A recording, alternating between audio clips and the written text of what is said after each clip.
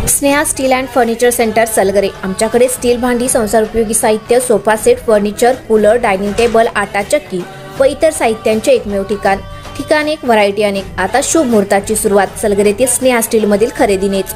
वाजवी दर, सजवा फर्निचरने तुमचे घर। सर्व साहित्यावर बजाज फायनान्सची खास सोय उपलब्ध। स्टील भांड्यांना 5 वर्षे गॅरंटी, तर फर्निचर साहित्यास किडवाळीपासून लाईफ टाइम वॉरंटी। खात्रीशीर खरेदीसाठी मिरज पूर्व भागातील एकमेव ठिकाण Sneha steel and furniture centre Salgare. आमचा पत्ता रवींद्र वस्त्रनिकेतन शेजारी सलगरे। संपर्क 90 96 25 91 38। प्रत्येक बातमीतील घटनेच्या वास्तविकतेची तुलना थेट पाहत रहा चांगली अपडेट।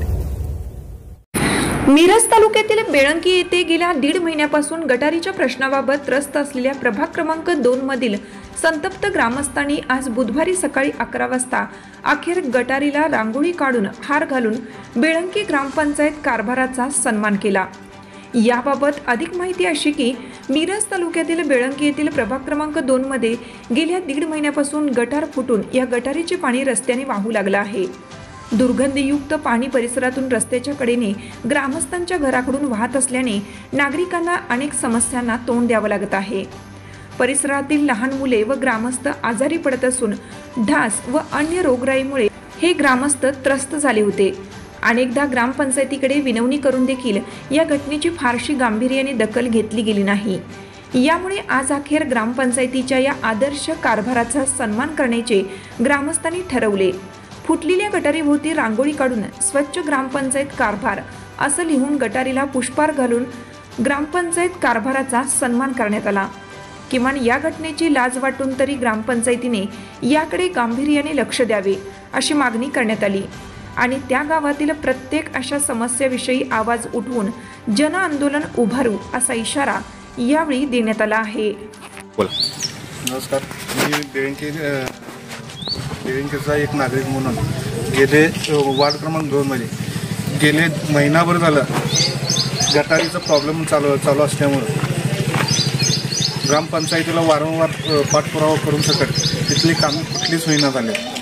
त्यामुळे हे आज जन आंदोलन करण्यात येत आहे। हे सगळं ते ह्याचं घाण पाणी आहे।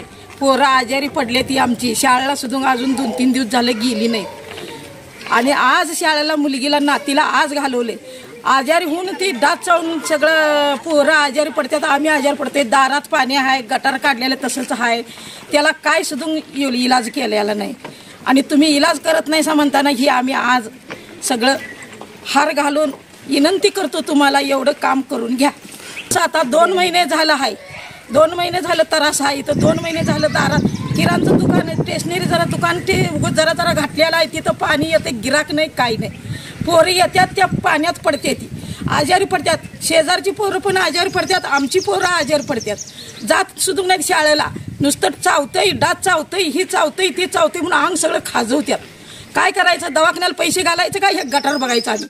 आज आम्ही अतिशय मोठ्या कार्यक्रमासाठी या ठिकाणी जमलेलो आहे। जसं की यापूर्वी बेळंकीत असा कार्यक्रम कधीच झालेला नव्हता। तो कार्यक्रमाचा योग आज आम्हाला ग्रामपंचायत बेळंकी यांच्या वतीने लाभलेला आहे। या बेळंकीच्या ग्रामपंचायतीमध्ये गेले 2 महिने आमचे ग्रामपंचायतीचे सदस्य आहेत तानाजी फायटर, हे वारंवार पाठपुरावा करत होते की पाणी जे आहे ते सांडपाणी रस्त्यावर येत आहे, त्याच्यामुळं लोकांचं आरोग्य धोक्यात आलेलं आहे, लहान मुलांचं आरोग्य धोक्यात आलेलं आहे आणि ह्या झोपलेल्या ग्रामसेवकांनी ग्रामपंचायतीला जागा करण्याचा प्रयत्न आमच्या माध्यमातून वेळोवेळी झाला, पण तरीही त्यांना जाग आलं नाही। मग जाग आलं नाही तर मग आपण जाऊन भांडत बसण्यापेक्षा आपण एक बाबा शांतीपूर्व आंदोलन करूया।